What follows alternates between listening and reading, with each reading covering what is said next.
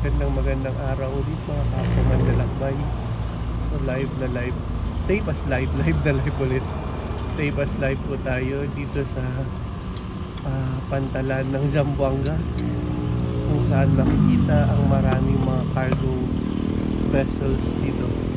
Tapos yung iba luma na, tapos yung parang lumubog na sila. So dumaan muna tayo dito sa namasyal muna tayo dito sa Zamboanga bago yung flight natin pabalik. Okay, tara kuya.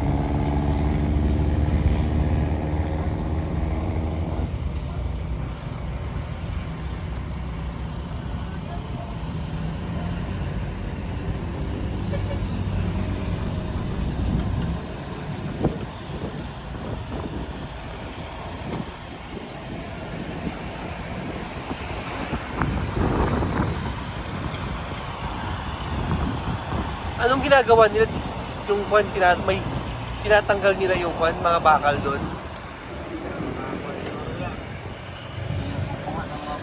Mga nagkukuha ng bakal yun.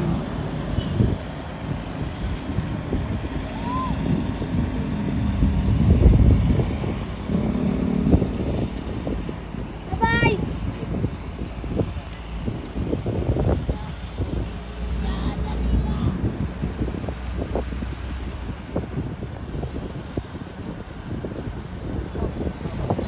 Ay, dyan yung sumadsan, di ba? Diyan ba napunta natin dati?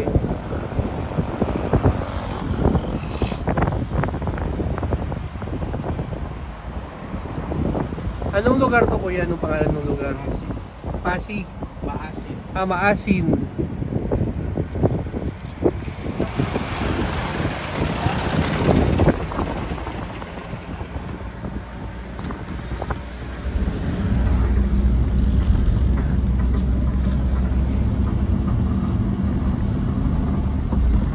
So kuya, araw-araw ka nagmamaneho dito?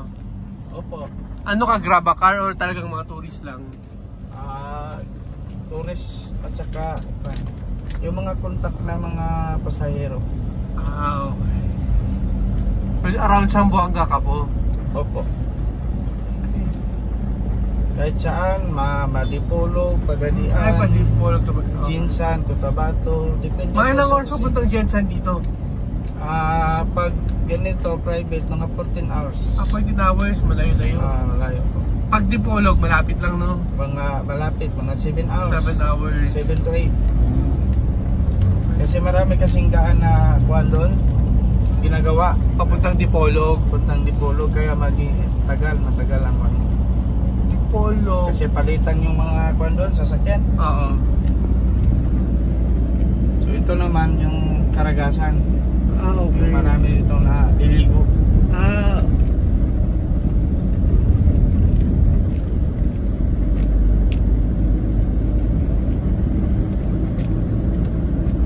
Karagasan.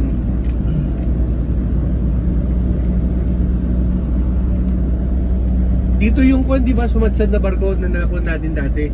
Dito ba yun? Yung napuntahan natin? Tama yun yung Doon banda. oo. Yung may restaurant doon.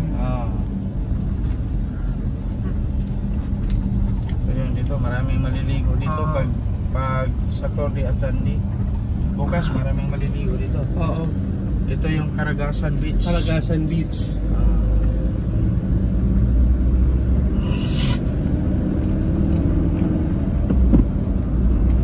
Tapos na yung Zamboanga Hermosa. Sa town yun. Tapos na ba yung parada ng mga barko? Hindi pa? Hindi pa. Wala pa. Kailan pa yun? Hindi ko rin alam sir. Okay.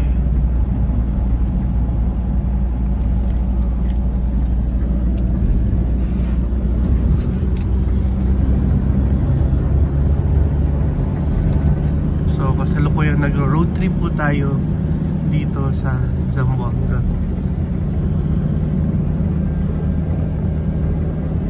So kanina hindi na tayo nakapag-video nung paglapag ng eroplano.